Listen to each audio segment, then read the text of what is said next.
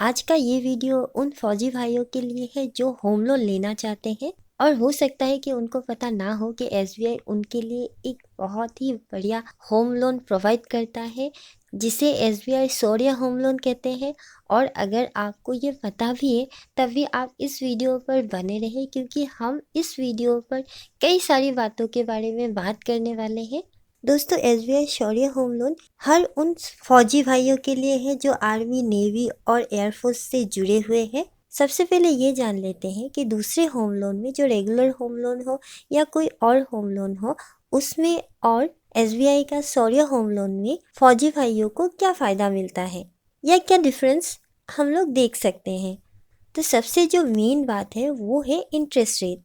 यहाँ पे फौजी भाइयों को रेगुलर होम लोन के या दूसरे होम लोन के मुकाबले कम इंटरेस्ट रेट पर होम लोन दिया जाता है।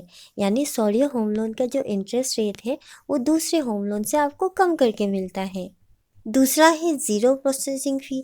दोस्तों, सूर्य होम लोन में आपको बिल्कुल भी प्रोसेसिंग फ़ी नहीं देना है और इसके साथ अगर आप बीच में ही कोई प्री पेमेंट करते हैं तो आपको कोई भी पेनल्टी चार्ज नहीं लगाया जाता और प्री पेमेंट करने के बाद आपको डेली रिड्यूसिंग बैलेंस पर इंटरेस्ट चार्ज लगाया जाता है। अगर आपको इसके बारे में अधिक जानकारी चाहिए तो आप मेरा पिछला वाला वीडियो देख सकते हैं। मैं आई बटन पे और डिस्क्रिप्शन पे उसका लिंक दे दूँगी। और इसके साथ अगर कोई महिला फ़ौजी इस लोन के लिए अप्लाई करते हैं तो उनको इंटरेस्ट रेट पर और कंसेशन मिल जाता है। और अगला जो है वो है एज। अब आप लोग सोच रहे होंगे कि एज में क्या फ़ायदा मिल सकता है। तो आपको बता दें कि अगर आप लोग दूसरे होम लोन की तरफ जाते हैं तो उसमें मैक्सिमम एज आपको हो सकता है 65 या 60 इयर्स तक मिल जाए। लेकिन हाँ, यहाँ पर आपको जो मैक्सिमम एज लिमिट मिल रहा है वो है 75 इयर्स। यानी आपको 75 साल से पहले इस लोन को चुकाना है। ये बहुत ही बड़ी बात है क्योंकि दूसरी जगहों पर आपको लोन चुकाने के लिए इतना मैक्सिमम एज लिमिट नहीं मिलता। इसके बाद आता है सिविल स्कोर। दोस्तों, सिविल स्कोर हर बैंक के लिए और हर लोन के लिए बहुत ही ज़रूरी होता है क्योंकि जब आपका सिविल स्कोर अच्छा नहीं होता तो आपको कोई भी लोन नहीं देता या लोन देने से कतराते हैं।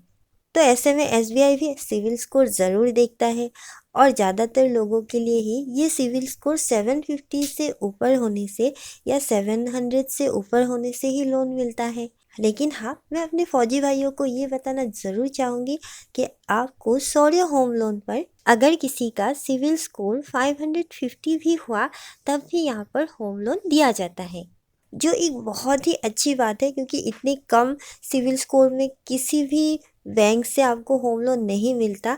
तो यहाँ पर आपको होम लोन मिल जाता है। लेकिन हाँ, ये बैंक के ऊपर पूरी तरह से निर्भर है। बैंक पूरी तरह से जांच करेगा, देखेगा और फिर आपको ये होम लोन प्रोवाइड करेगा। अगली जो सुविधा आपको मिल रहा है वो है लोन अमाउंट। दोस्तों, ज़्यादातर होम लोन में ही आपको मैक्सिमम 1 करोड़ या 10 करोड़ तक होम लोन मिल जाता है। लेकिन एसबीआई शौर्य होम लोन में आपको मैक्सिमम 50 करोड़ तक होम लोन दिया जाता है। लेकिन हाँ, इसके साथ ही आपको बता दें ये कई बातों को देखा जाएगा, उसके बाद ही इतना अमाउंट आपको दिया जाएगा। जैसा कि अगर आपकी सैलरी ज़्यादा है तो आप एक बड़े लोन अमाउंट के लिए अप्लाई कर सकते हैं।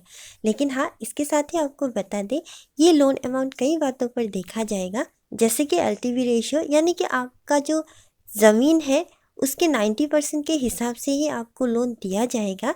और इसके साथ आपकी ईएमआई और एनएमआई रेशियो देखने के बाद ही ये लोन अमाउंट बैंक डिसाइड करेगा। अगर एज की बात करें तो मैं पहले ही बोल चुकी हूँ, यहाँ पर मैक्सिमम जो एज है वो 75 ईयर्स है और मिनिमम एज 18 ईयर्स है। लोन टेन्योर की बात करें तो यहाँ पर आपको मैक्सिमम 30 ईयर्स के लिए लोन दिया जाता है। यानी कि अगर आप लोग 30 साल के लिए लोन लेना चाहते हैं तो जो मैक्सिमम एज लिमिट है वो 45 ईयर्स है, तभी आपका जो लोन है वो 30 साल के लिए आपको मिलेगा। क्योंकि जो मैक्सिमम एज लिमिट है 75 ईयर्स है, यानी कि आपको 75 ईयर्स तक ये लोन क्लोज करना होगा। लोन अमाउंट की बात कर ही चुके हैं, लेकिन हाँ, मिनिमम नहीं बताई तो मिनिमम आपको बता देती हूँ। मिनिमम लोन अमाउंट है 10 लाख रुपए और मैक्सिमम 50 करोड़ तक आप यहाँ पर लोन ले सकते हैं। अब बात कर लेते हैं किस तरह के घर के लिए होम लोन मिलता है। तो आपको बता दें अगर आप लोग कोई नया घर खरीदना चाहते हैं, किसी ज़मीन पर पहले से ही घर है, तो आप अगर वो खरीदना चाहते हैं तो खरीद सकते हैं। कोई फ्लैट खरीदना चाहते हैं तो खरीद सकते हैं। यहाँ पर दो बातें हैं, अगर आप लोग कोई ऐसा फ्लैट खरीदना चाहते हैं जो पहले से ही बनाया हुआ है, तब भी आप खरीद सकते हैं, या फिर आप ऐसा फ्लैट भी खरीद सकते हैं जो बना रहे हैं। इसके साथ आप नया घर बनाने के लिए भी यहाँ पर होम लोन ले सकते हैं, या आपके पास पहले से ही घर है और आप एक्सटेंशन करना चाहते हैं, उसमें और घर बनाना चाहते हैं, या फिर आपकी एक मंजिला घर है, आप उसे और मंजिला बनाना चाहते हैं, तो ये होम लोन ले सकते हैं। अब बात कर लेते हैं कब आप ये होम लोन नहीं ले सकते। अगर आपको कोई ज़मीन खरीदना है तब आप ये होम लोन नहीं ले सकते। अगर आपको घर का कोई रिपेयर करना है तब आप ये होम लोन नहीं ले सकते। और हाँ, अगर आप लोग ज़मीन खरीदने के लिए होम लोन लेना चाहते हैं तो इसके ऊपर मैंने ऑलरेडी वीडियो बना के रखा हुआ है, आप लोग वो वीडियो ज़रूर देख सकते हैं। मैं उस वीडियो का लिंक डिस्क्रिप्शन में दे दूँगी। अगर आप लोग एक ज़्यादा अमाउंट का होम लोन लेना चाहते हैं और इसके लिए आपको उतना लोन अमाउंट नहीं मिल रहा, तो आप अपने साथ कोई ऐसा कोबोरोर चुन सकते हैं जो आपके फैमिली मेम्बर हो और उनका इनकम आप इस होम लोन के साथ जोड़ सकते हो। चाहे वो आपके भाई बहन हो, आपके बच्चे हो, या आपकी पत्नी या पति हो, आप उनको अपना कोबोरोर चुन के अपनी होम लोन का जो अमाउंट है उसको बढ़ा सकते हैं। अब हम लोग डॉक्यूमेंट्स की बात कर लेते हैं। तो यहाँ पर जो केवाईसी है वो तो आपको देना ही है, जिसमें पैन कार्ड, आधार कार्ड या वोटर आईडी कार्ड। इसके साथ एड्रेस प्रूफ के लिए voter ID card, driving licence, ये सब आप दे सकते हैं। Electricity bill. इसके साथ आपको लोन एप्लीकेशन फॉर्म देना होगा, 3 पासपोर्ट साइज फ़ोटो देना होगा, एम्प्लॉयमेंट आइडेंटिटी कार्ड देना होगा। अकाउंट स्टेटमेंट में लास्ट 6 महीने का जो बैंक अकाउंट स्टेटमेंट है वो आपको देना होगा। अगर आपके पास एक से ज़्यादा अकाउंट है तो हर अकाउंट का आपको 6 महीने का स्टेटमेंट देना होगा फ़ोटोकॉपी करके। अगर आपका कोई दूसरे जगहों पर कोई और लोन है, जैसे हर किसी का ही कार लोन या कोई पर्सनल लोन है, तो आपको उसका जो स्टेटमेंट है वो आपको देना होगा पिछले 1 साल का। इनकम प्रूफ की बात करें तो आपका और जो को एप्लीकेंट आप जुड़ते हो या फिर जो गारंटर है, उनका सैलरी स्लिप या सैलरी सर्टिफिकेट देना होगा पिछले 3 महीने का। फॉर्म 16 देना होगा। पिछले 2 साल का आईटी रिटर्न का फाइल देना होगा, आईटी विभाग द्वारा स्वीकार की गई। अब प्रॉपर्टी रिलेटेड डॉक्यूमेंट्स की बात करें, अगर ज़रूरत हुई तो कंस्ट्रक्शन की जो परमिशन लेटर है वो देना होगा। रेडी टू मूव प्रॉपर्टी के लिए ऑक्यूपेंसी सर्टिफिकेट देना होगा। इसके साथ मेंटेनेंस बिल, इलेक्ट्रिसिटी बिल या प्रॉपर्टी टैक्स रिसीप्ट आपको जमा करना होगा। इन सब की कॉपी आपको जमा करना होगा बैंक पर।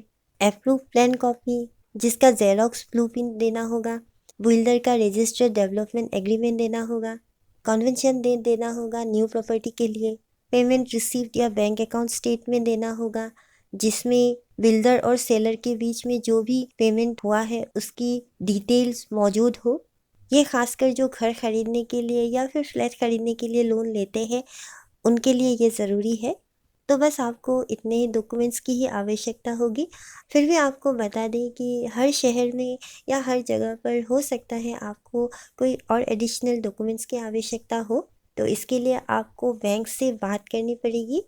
जो रेगुलर डॉक्यूमेंट्स है जो ज़्यादातर शहरों में या ज़्यादातर जगहों पर ही आवश्यक होती है, वो उसके बारे में मैंने बता दिया है। तो दोस्तों, आज हमने एसबीआई शौर्य होम लोन के बारे में पूरी जानकारी ली है कि एक फ़ौजी भाई को ये होम लोन क्यों लेना चाहिए, कि उनको क्या क्या सुविधाएं और बेनिफिट्स यहाँ पर मिल रहा है। तो अगर आप एक फ़ौजी भाई हैं तो आप इस होम लोन के लिए आवेदन कर सकते हैं। और अगर आपको ये वीडियो अच्छा लगे तो आप दूसरे फ़ौजी भाइयों को भी ये वीडियो ज़रूर शेयर करें। तो दोस्तों, वीडियो कैसा लगा ज़रूर बताइए, और अगर वीडियो अच्छा लगे तो प्लीज़ इस वीडियो को लाइक और शेयर ज़रूर करें। तो मिलते हैं अगले एक नए वीडियो के साथ, तब तक के लिए नमस्कार।